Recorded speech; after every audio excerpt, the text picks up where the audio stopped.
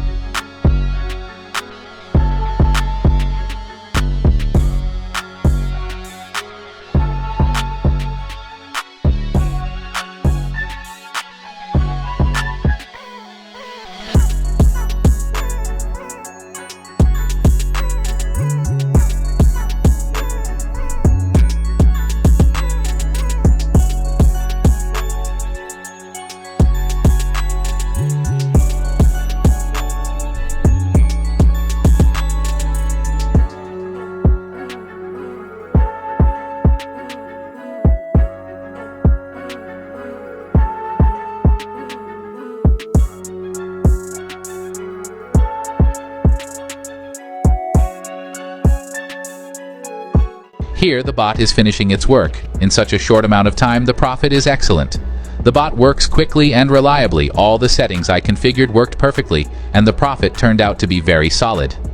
If you enjoyed this, like the video and subscribe. I'll leave a link to the website and useful materials checklists in the description.